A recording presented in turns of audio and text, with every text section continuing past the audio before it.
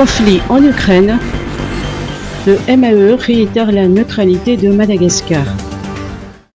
Face à la dégradation de la situation en Ukraine, le ministère malgache des Affaires étrangères a réitéré sa neutralité tout en se défendant d'être indifférent. Madagascar tient à exprimer ses préoccupations par les exactions commises à l'endroit des civils et son inquiétude des répercussions de ce conflit non seulement sur l'Europe mais également sur le reste du monde.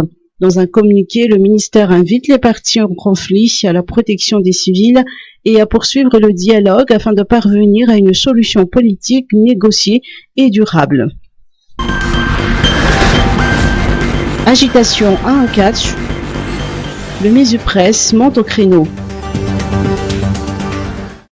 Face à l'agitation et aux échauffourées qui se sont produits à l'université d'Ankara ces derniers temps, le ministère de l'Enseignement supérieur et de la Recherche scientifique dénonce les mauvaises intentions et les velléités de certaines personnes à attiser le trouble.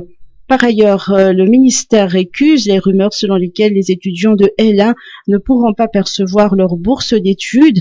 Le ministère affirme par la même occasion que le paiement des bourses et des salaires du personnel administratif et technique se déroule normalement tant à l'université d'Antananarive que dans les autres universités publiques des régions.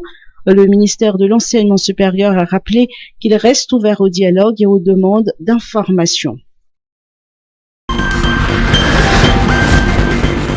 ILC, non à la loi sur la propriété foncière privée non titrée.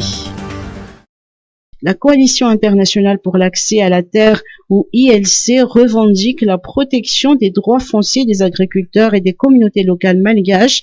En effet, la nouvelle loi numéro 2021/016 régissant la propriété foncière privée non titrée, votée par le Parlement en 2021, expose les agriculteurs à des risques d'expulsion de leurs terres. Dans son récent communiqué, la coalition ILC précise que la loi ne permet plus la présomption de propriété. À ce titre, sans certificat et sans titre, les agriculteurs peuvent être expulsés manu militari et sans compensation. Conformément à cette nouvelle loi de 2021, le certificat foncier délivré par le guichet foncier des communes ne pourra désormais être délivré qu'aux personnes ayant mis en valeur leurs terres depuis plus de 15 ans et antérieurement à 2006.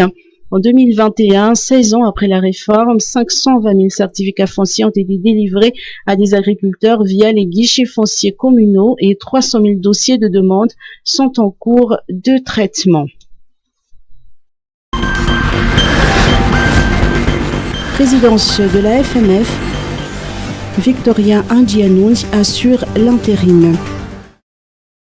C'est officiel. Par sa lettre du 7 avril adressée à la FMF, la FIFA confirme la nomination de Victorien Indianoun comme président de la Fédération malgache de football par intérim. La FIFA évoque dans sa lettre le constat de vacances de la présidence de la FMF du fait de l'absence de Raoul Arzak du territoire malgache et les documents officiels qui lui sont parvenus faisant état de son arrestation. En revanche, cette instance internationale a récusé la révocation de Raoul Rabekutu Arzak de ses fonctions de président de la FMF. La FIFA recommande la nomination en Assemblée générale de commissions électorales qui se chargeront d'une nouvelle élection sur la base de textes conformes dans un code électoral actualisé. Une mission conjointe de la FIFA-CAF sera prochainement dépêchée à Antananarive afin d'accompagner la FMF dans les étapes clés de cette transition.